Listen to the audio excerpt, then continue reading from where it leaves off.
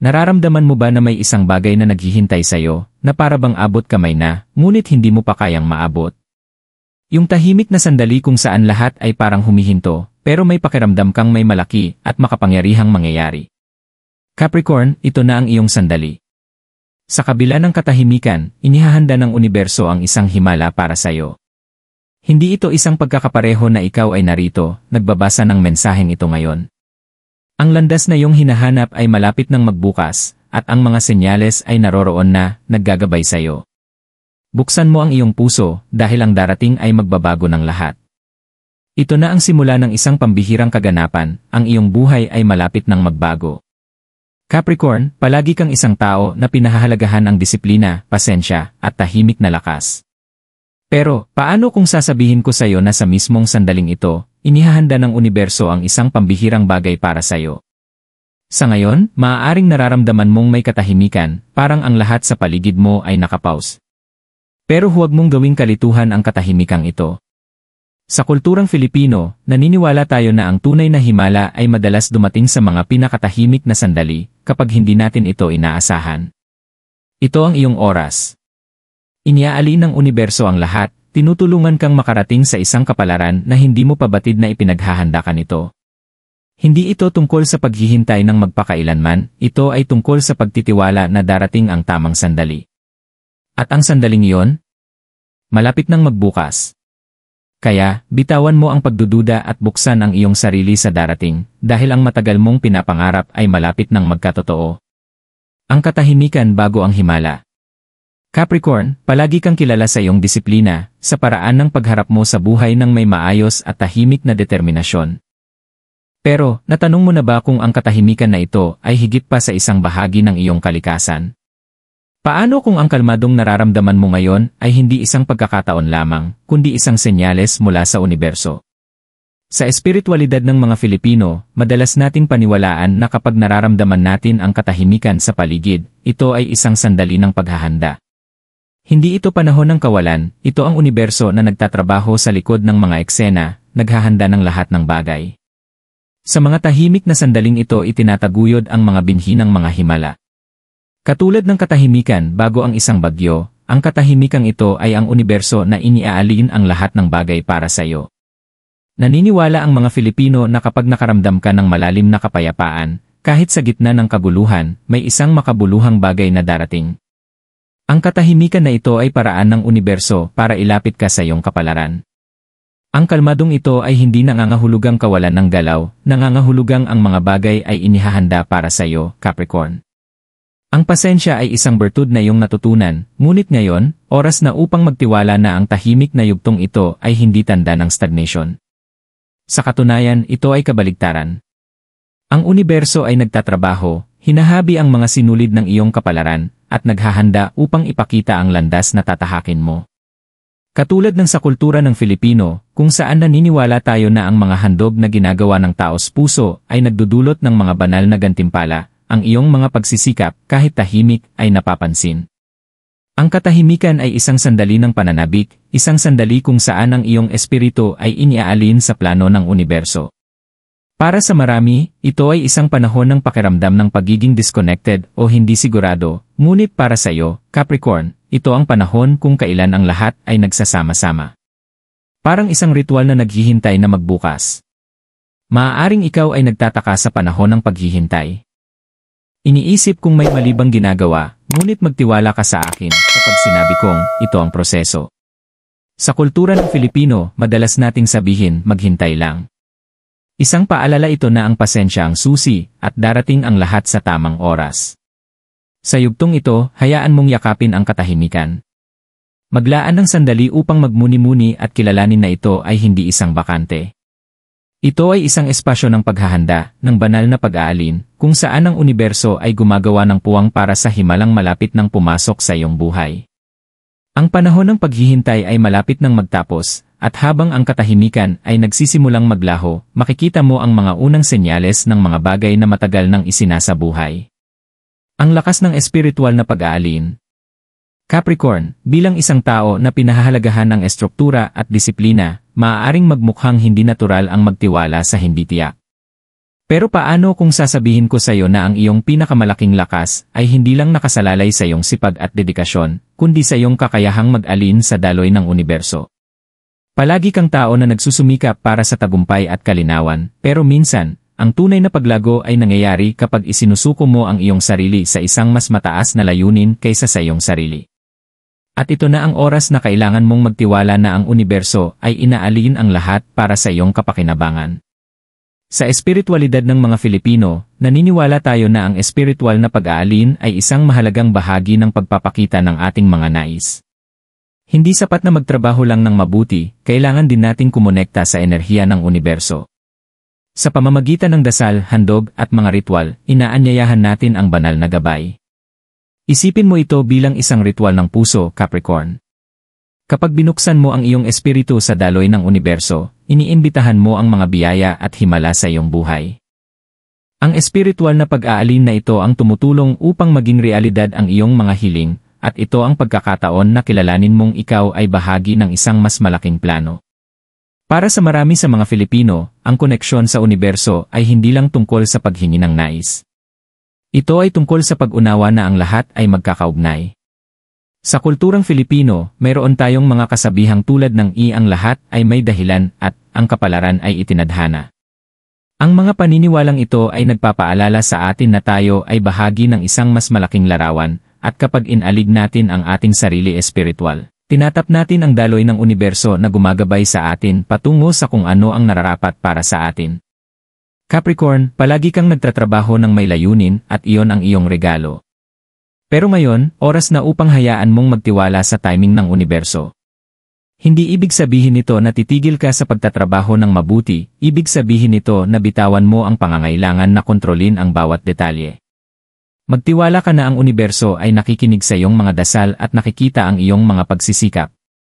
Katulad ng mga ritual ng mga Filipino na may kinalaman sa pag-aalay ng pagkain, ilaw, o dasal sa mga espiritu, ikaw rin ay kailangang mag-alay mula sa puso, maaaring ito ay sa anyo ng pasasalamat, pagmamahal, o simpleng pagtitiwala na ang para sa iyo ay darating sa tamang panahon. Sa yugtong ito ng espiritual na pag-aalin, ang susi ay ang mag-focus sa iyong sarili at sa iyong mga layunin. Maglaan ng oras araw-araw upang magmuni-muni, kumonekta, at magtiwala. Kung gagawin mo ito sa pamamagitan ng dasal, pagmumuni, o simpleng pag-upo sa katahimikan, alamin na ang bawat sandali ng koneksyon ay nagdadala sa iyo ng mas malapit sa mga biyaya na inihanda ng universo para sa iyo. Tandaan, ang lakas ng pag-aaligin ay hindi lang tungkol sa mga bagay na ginagawa mo, ito ay tungkol din sa enerhiyang nilikha mo sa paligid mo. Hayaan mong mag-radiate ng positibo at panoorin kung paano tutugon ang universo sa iyong panloob na kapayapaan. Naniniwala din ang mga Filipino sa pagdasal, kung ito man ay sa simbahan o sa harap ng simpleng altar sa bahay. Isa itong paraan ng pagkonekta sa banal, ng pagpapahayag ng ating mga nais, at ng pag-aalay ng pasasalamat. Katulad nito, maaari kang maglaan ng sandali araw-araw upang patunayan ang iyong mga layunin at magtiwala na ang universo ay gumagabay sa iyo. Habang inaalin mo ang iyong espiritu sa banal na daloy, magsisimula mong mapansin ang mga banayad na senyales, ang mga maliliit na pag-alon mula sa universo na gumagabay sa iyo patungo sa himalang malapit ng dumating. Ang pagkagising at pagdating ng himala. Capricorn, matagal mo nang hinihintay ang sandaling ito kahit hindi mo pa alam. Ang katahimikan, ang pag-aalin, ang pasensya, lahat ng ito ay nagdala sa iyo rito. Ngayon, ang himalang matagal mong inaasahan ay nagsisimula ng magbukas. Nararamdaman mo ito sa hangin, sa mga maliliit na senyales na nagsisimula ng magpakita sa paligid mo. Maaaring ito ay isang panaginip na masyadong totoo para baliwalain, o isang serye ng mga pagkakataon na parang perpekto para maging aksidente. Ito na ang paggising. Sa kulturang Filipino, naniniwala tayo na kapag may isang makabuluhang bagay na malapit nang mangyari, ang universo ay nagbibigay sa atin ng mga banayad na senyales, minsan ito ay sa isang panaginip, minsan naman ay sa isang maliit na kilos mula sa ibang tao. Ang mga senyales na ito ay isang direktang komunikasyon mula sa universo, isang kumpirmasyon na ang bagay na iyong hinihintay ay malapit nang abutin. Ito na ang iyong oras ng paggising, Capricorn. Parang nawala na ang belo, at ang landas na dati hindi malinaw ay ngayon maliwanag na puno ng posibilidad. Maaaring nagtatanong ka, paano ko malalaman na ito na ang sandali? Madali lang, mararamdaman mo ito. May isang pagbabago sa iyong enerhiya, isang biglaang kalinawan na hindi mo pa nararanasan noon.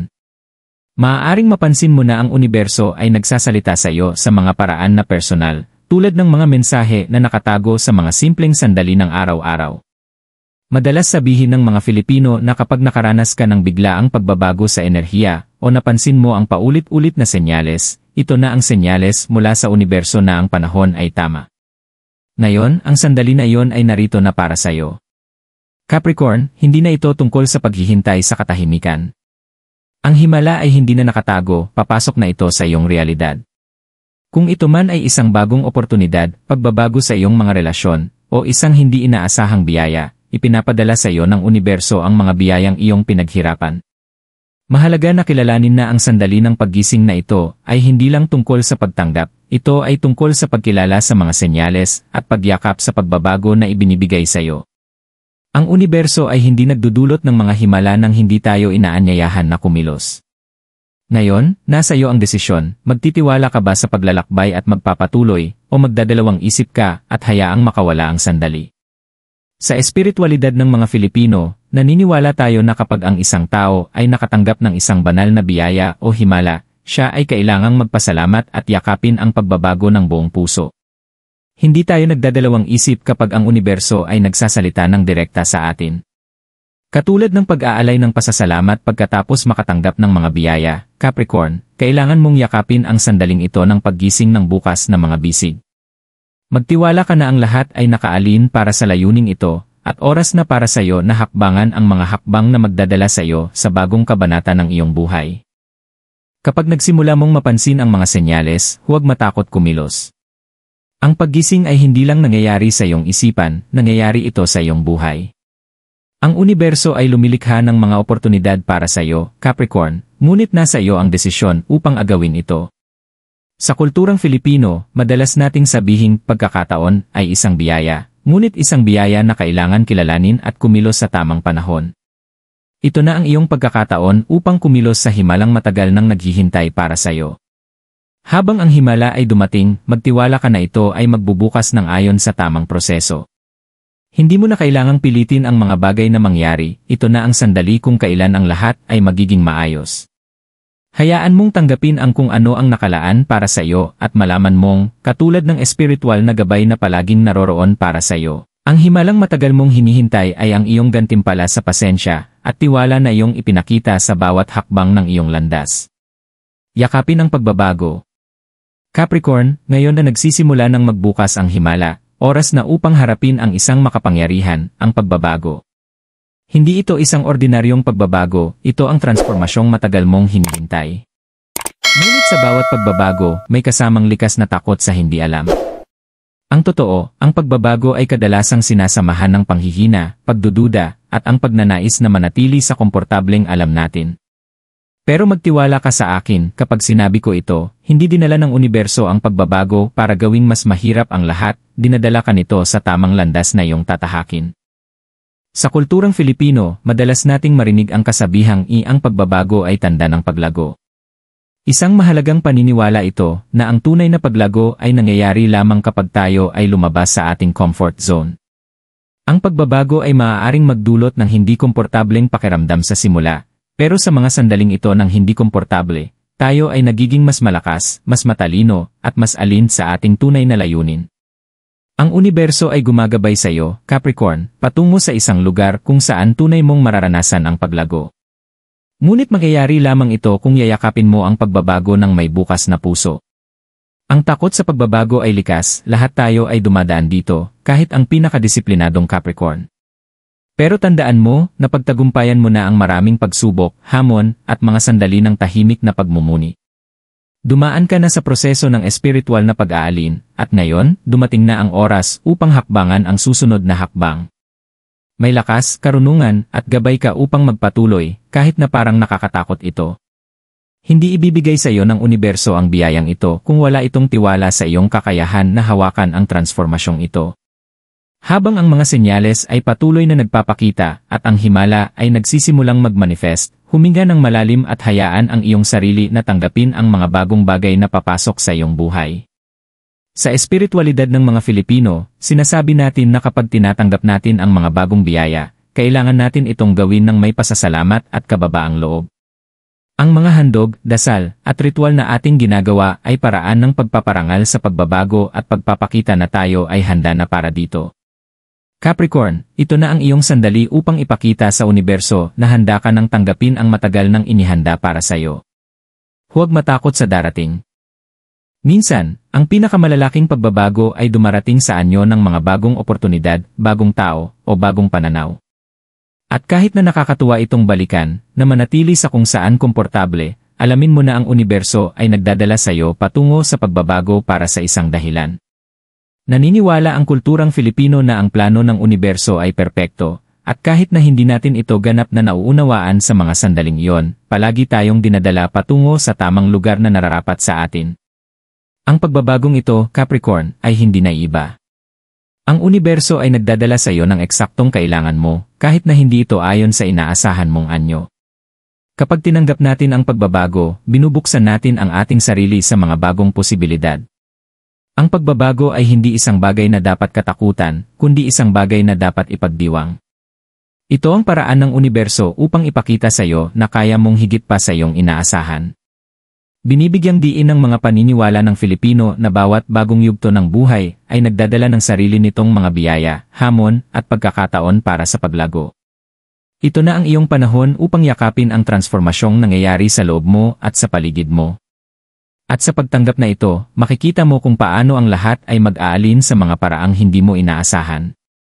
Kaya, Capricorn, bitawan mo na ang takot at yakapin ang bagong kabanata na naghihintay para sa iyo. Magtiwala ka sa proseso, magtiwala ka sa mga senyales, at higit sa lahat, magtiwala ka sa karunungan na iyong nakuha sa iyong paglalakbay. Ang pagbabago ay hindi isang balakid, ito ay pintuan patungo sa buhay na itinakda para sa iyo. Capricorn, lahat ng nangyari, bawat sandali ng katahimikan, bawat senyales, bawat hakbang na iyong tinahak, lahat ito ay nagdala sa iyo patungo rito. Ang himalang matagal mong hinihintay ay hindi lamang tungkol sa mga kaganapang nagsisimula ng magbukas, kundi tungkol sa transformasyong iyong naranasan. Naalin mo na ang iyong sarili sa universo, tinanggap mo ang pagbabago, at nagtiwala ka sa iyong paglalakbay. Ngayon, handa ka na para sa mga biyayang paparating sa iyo. Sa espiritualidad ng mga Filipino, naniniwala tayo na kapag ang universo ay nagsasalita, ito ay madalas sa mga paraang banayad ngunit laging makabuluhan. Ang paglalakbay na tinahak mo, Capricorn, ay hindi isang pagkakataon lamang. Bahagi ito ng isang mas malaking banal na plano. Ang universo ay gumabay sa iyo sa bawat hakbang, at ngayon, oras na para tanggapin mo ang mga himalang naghihintay sa iyo. Habang nagpapatuloy ka, tandaan mo na hindi ka nag-iisa sa paglalakbay na ito. Ang universo ay palaging nariyan, gumagabay sa iyo patungo sa iyong kapalaran. Magtiwala ka sa proseso, magtiwala ka sa iyong paglago, at magtiwala ka na ang lahat ay nagbubukas ayon sa tamang pagkakasunod-sunod. Ang hinihintay mo ay narito na, at ito ay higit pa sa iyong inaasahan. Ito na ang iyong oras, Capricorn. Ang universo ay handa nang ibigay sa iyo ang buhay na matagal mong pinapangarap. Magtiwala ka dito, at hayaang dumaloy ang mga himala.